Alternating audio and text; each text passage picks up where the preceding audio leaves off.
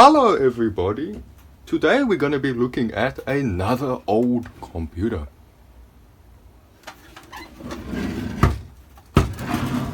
On the front we have Fujitsu ErgoPro. Refurb 1998. Wow! And then we have a floppy drive. And a pretty big power button. And a power LED, a hard drive LED, and a turbo LED, maybe? And then a card. I don't know what for. At the bottom. Now onto the back.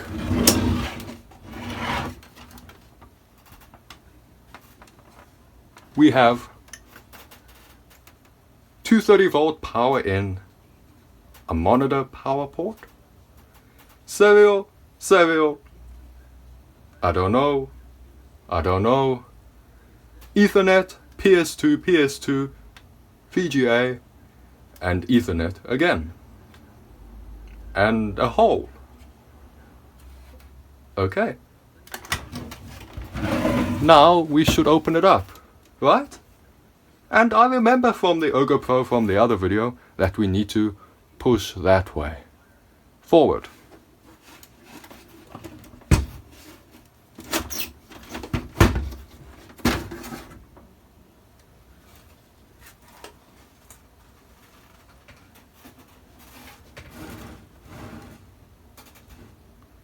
Wow!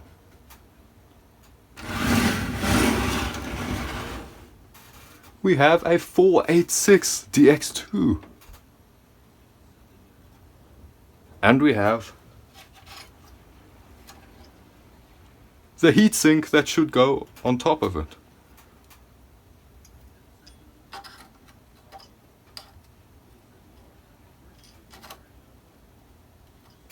I'm not sure right now how to put it on. We'll look at that a little bit later.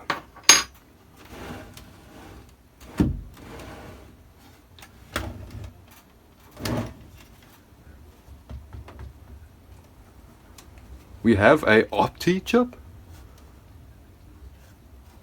and 3 ISA and 2 PCI on the right angle board.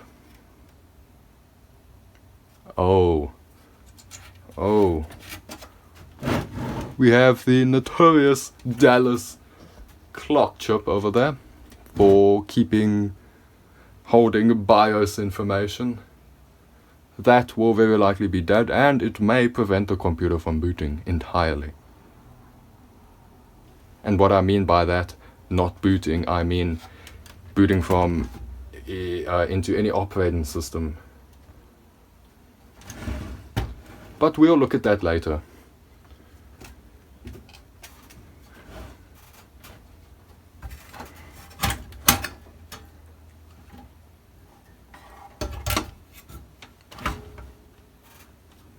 We have a empty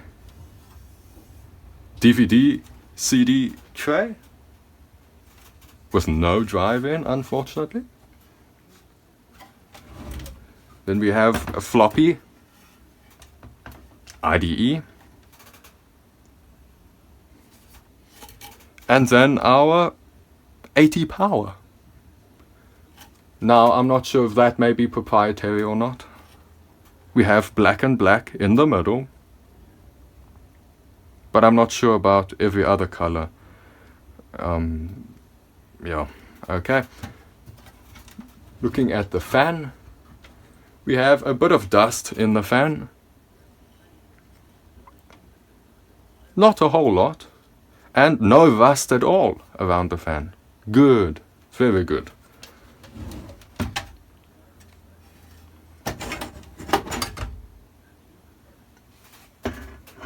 We have one memory chip in a weird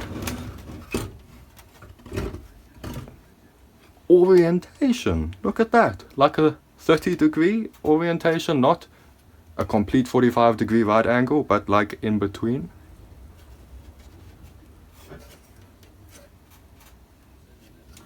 Weird.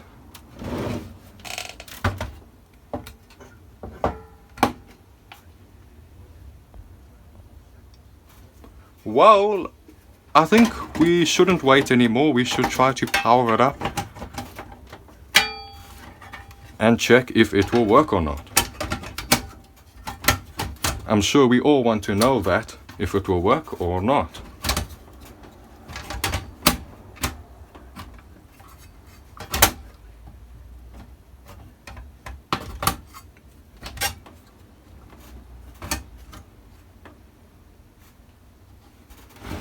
Okay, time to plug it in.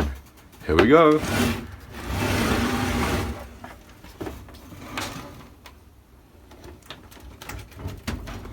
Power in, and I have turned it on at the wall. Our power button should be in front. Are you ready? Are you ready? Are you ready? Here we go.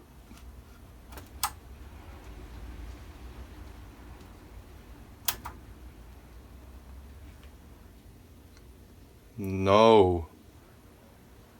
Well, we don't get any LED lighting up on the front, and I believe we should.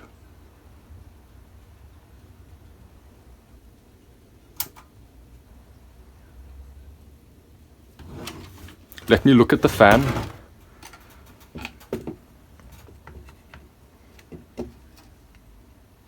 Pay attention to the blade of the fan. It should move when I power on now.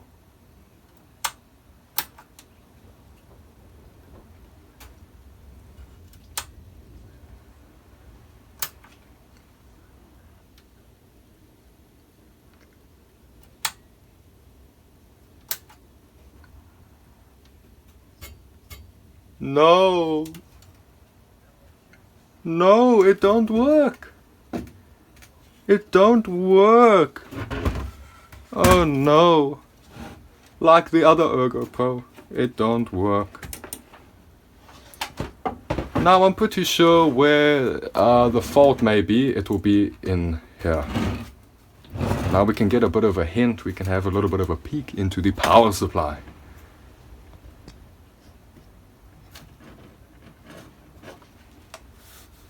Do we have anything blowing?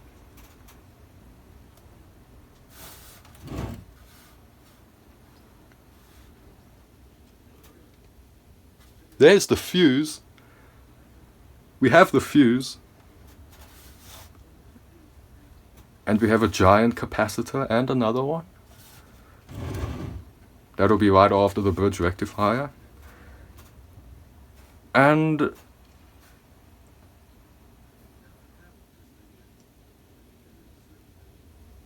well, I can't tell much more than that. We'll have to open it up and have a look. Shall we? Yeah, we should. Now, we'll have to take the hard drive tray out.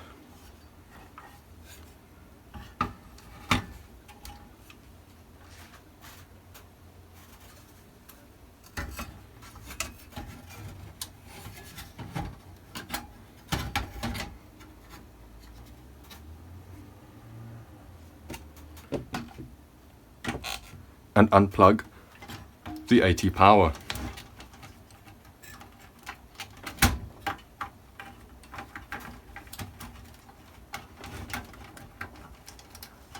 There we go, and probably the hard drive power for sure, and the floppy power.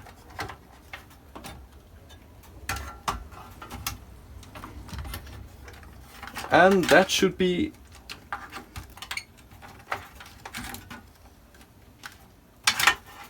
wait, no. The fan is actually connected to the main board. How weird. How weird. The main fan for the power supply actually connects to the main board, which, I mean, you can do that. You can. But normally it would be wired internally. And then to get it out, how are we gonna do it?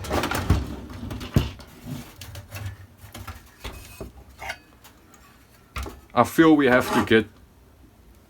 Do we have to unplug the floppy? No, I don't think we have to. But it will be a little bit challenging. Let me try to get it out. I don't want to have to unplug the hard drive and floppy if we don't have to. But maybe we have to. Yeah, maybe we have to. Yep, maybe we have to. I can't get my hand in there to take out the power supply.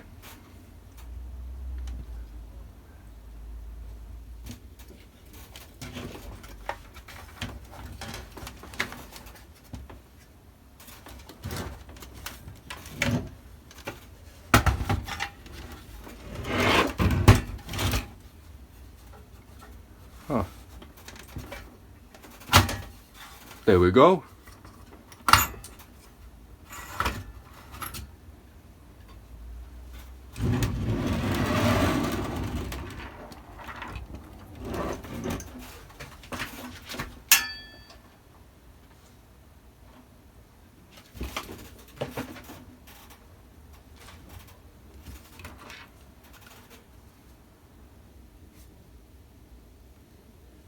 Well, we are in,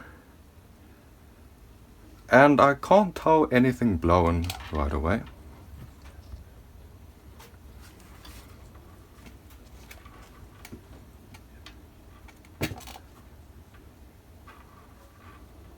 I'm going to check the fuse, definitely.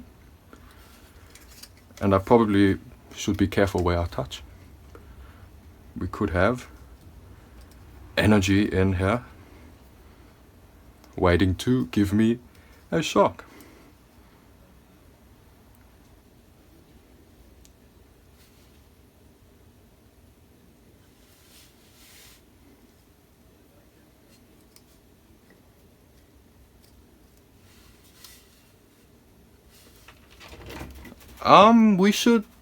We should check the fuse right away.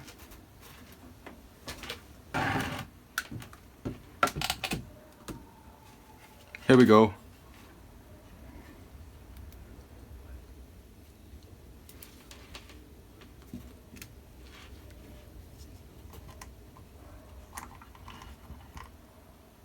Oh.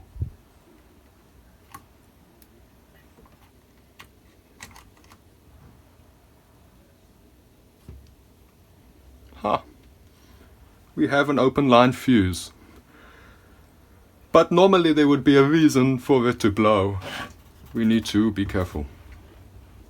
Before changing it, we should check the bridge rectifier, which we have in a pair of 4 diodes altogether. And they should be doing the rectification. The full wave bridge rectifier.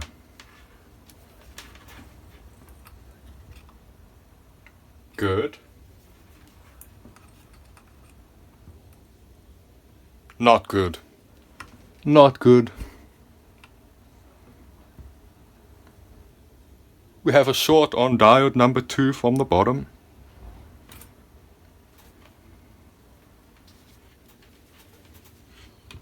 Let me move that component and check the 3rd diode. Good. And the 4th. Good.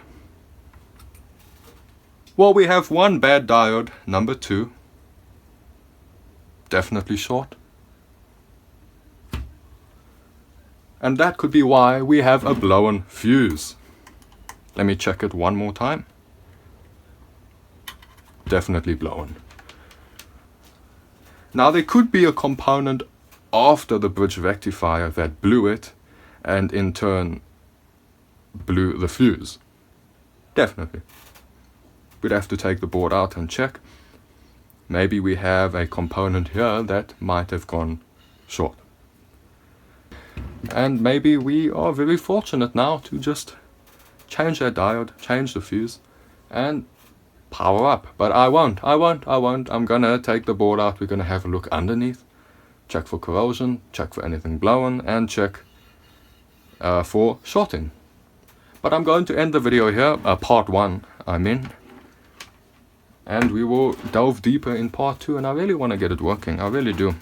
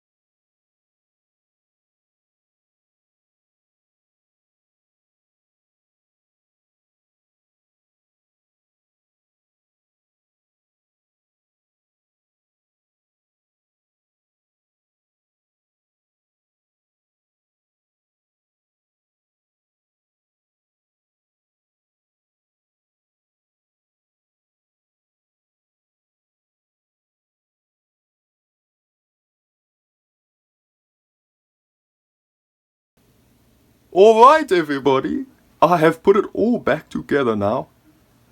And we're gonna plug it in. Will it blow up? Or will it work?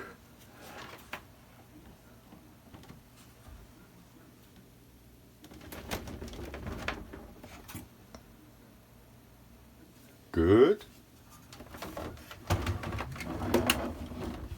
Now we weren't getting an LED lighting up before. Will we get one now?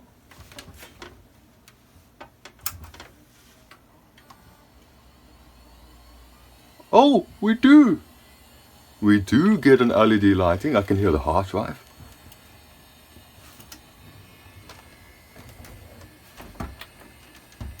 And we get picture! We get picture!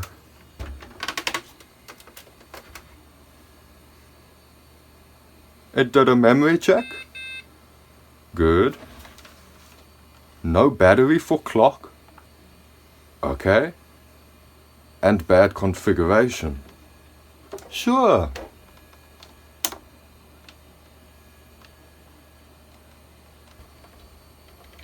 Now I'm gonna punch in the date quickly.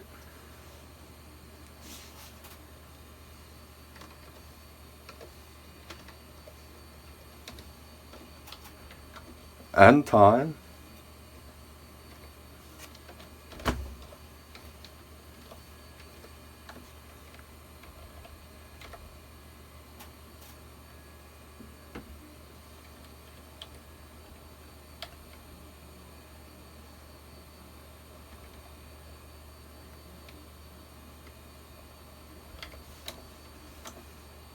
Auto detect IDE.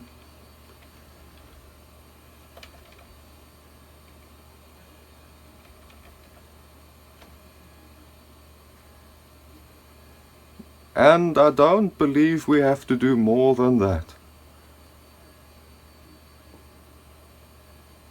Okay, we got our time on the top, 2024. We've got cache. Good, good, good. Update memory.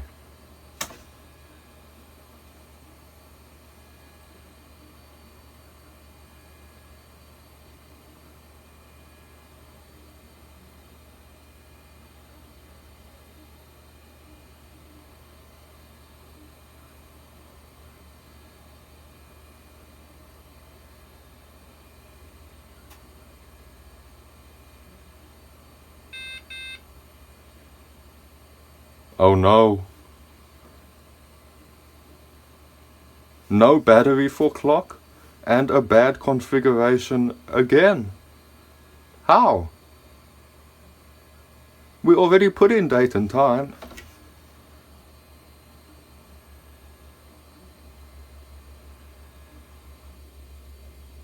We're back to 1980.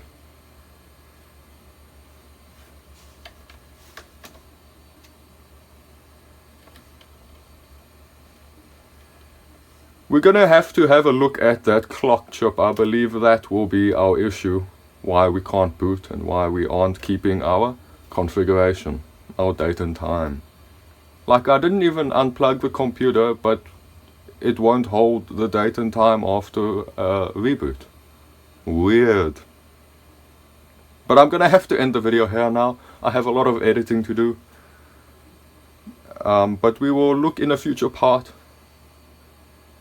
how we're going to work on that clock chip and get it to function, get the computer to boot.